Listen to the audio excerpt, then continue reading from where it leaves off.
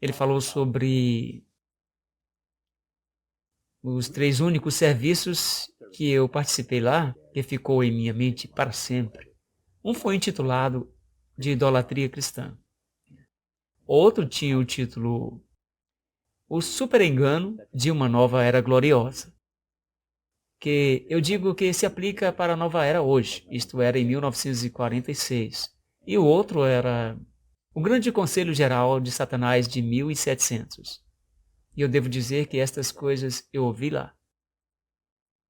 Me abriram os olhos.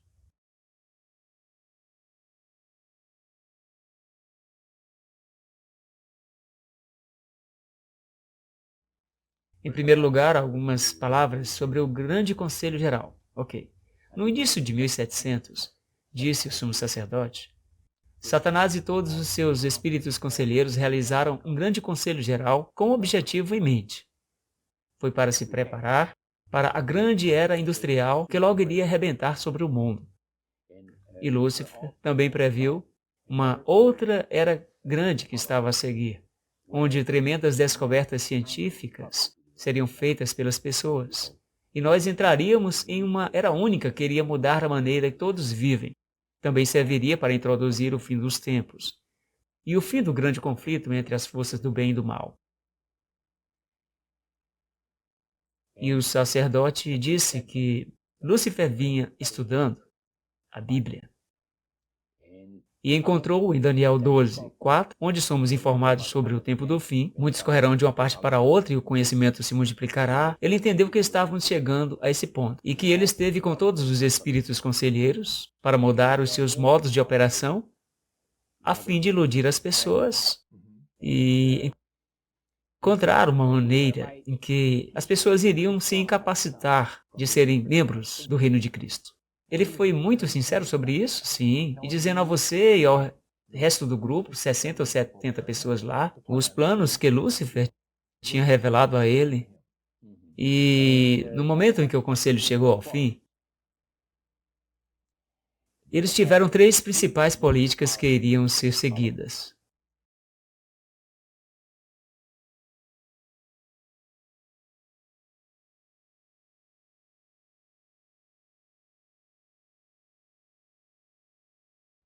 Primeiro, eles deveriam fazer com que os seres humanos fossem levados a acreditar que Satanás e seus anjos realmente não existem. Você vê, até aquele momento, você poderia andar pelas ruas de Paris e você teria sinais que diriam que você tem um adivinho ou uma cartomante de algum tipo.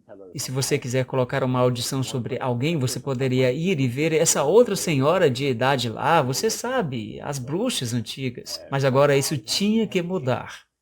Lúcifer disse: nós temos que nos certificar que as pessoas, seres humanos, comecem a acreditar que Satanás e seus anjos realmente não existem. Você sabe, Roger, que é interessante porque uma pesquisa recente mostra que mais de 75% das pessoas hoje não acreditam em um demônio real e tangível.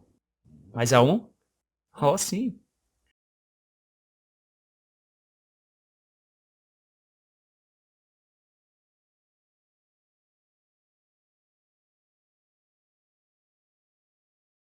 Agora, a próxima coisa, na política de 3 partes que tinham adotado lá, o segundo era encontrar uma maneira de ser capaz de obter o controle total da mente das pessoas e que seria realizado por meio do hipnotismo fora do reino do ocultismo e apresentá-lo como uma nova ciência para o benefício da humanidade. Então, uma parte do que o sumo sacerdote lhe disse era a estratégia de Satanás para tomar o controle das mentes das pessoas.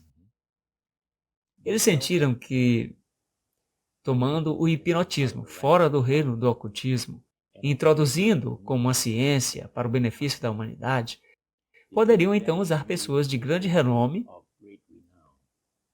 educadores, pessoas de capacidade, que iriam fazer grandes coisas, como supostamente as pessoas regredirem no tempo de vidas anteriores que tiveram. E é claro, depois de terminada a sessão, a pessoa não sabe nada sobre a história antiga e a pessoa que ele ou ela tem falado sobre a execução de certos atos, vamos dizer 3 a 4 mil anos atrás. Mas esta era a sua estratégia. Agora, o que isso faria pela coisa é isto, que iria criar na mente do público em geral, solidamente estabelecidos agora no público em geral, uma confiança inabalável naquele grande engano.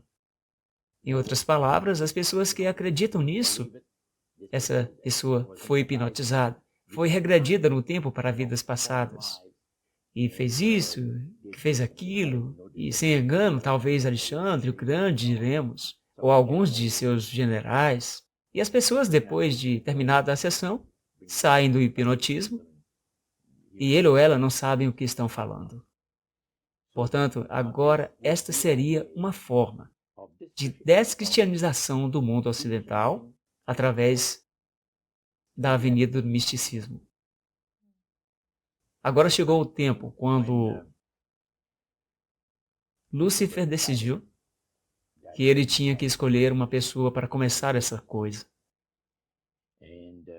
Franz Mesmer, que foi um médico austríaco, foi escolhido porque ele era o mais capacitado. Mesmer deu origem a uma teoria chamada de magnetismo animal, mais tarde chamado mesmerismo.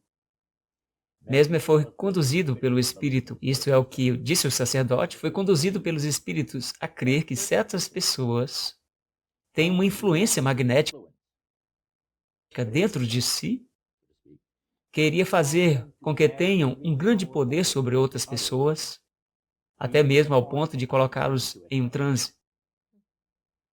E naquele tempo, isso foi prontamente aceito pela população em geral, o tempo que viveu Mesmer. Então, as pessoas perceberam, eles disseram que algumas pessoas têm a capacidade de colocar você em um transe dessa forma. Agora, no tempo em que ele morreu, em 1815, muitos médicos na Europa estavam usando o hipnotismo como meio de anestesia. Mas magnetismo é o mesmo que mesmerismo, está certo? O hipnotismo é mesmerismo, que foi desenvolvido para um alto grau de refinamento.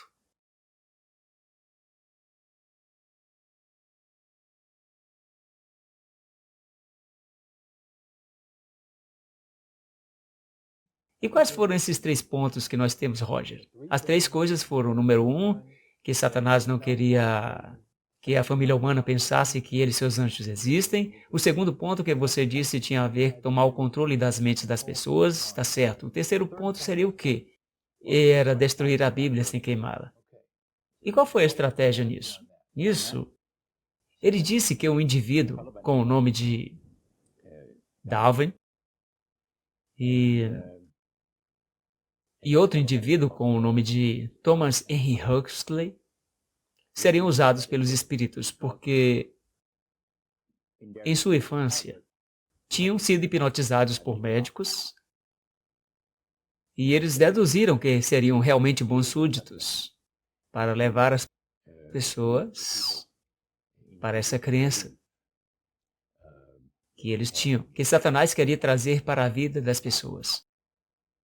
Foi muito interessante, porque depois do grande conselho geral, foi decidido que Satanás ensinaria Charles Darwin pessoalmente na criação dos princípios de suas teorias da evolução. Ele foi orientado pelo próprio Lúcifer, caído Lúcifer. E naquele tempo foi entendido, Satanás e seus espíritos conselheiros entenderam que se uma pessoa fosse levada a acreditar na teoria da evolução, destruiria em sua vida completamente a semana da criação da Bíblia, a queda do homem e o plano da redenção. Seria acabar com ela. Agora, ele fez uma declaração única.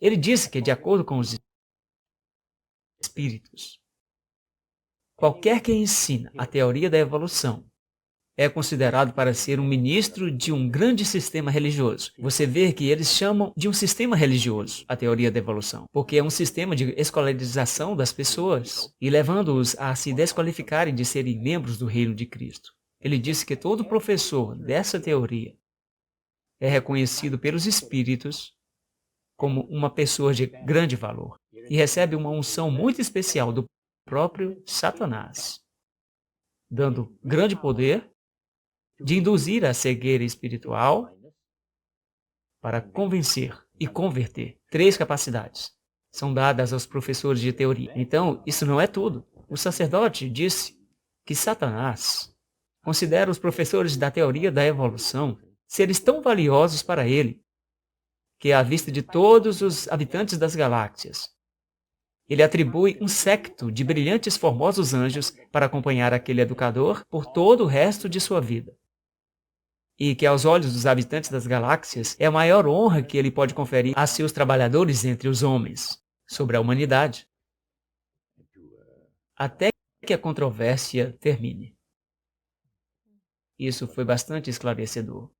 O sumo sacerdote estava falando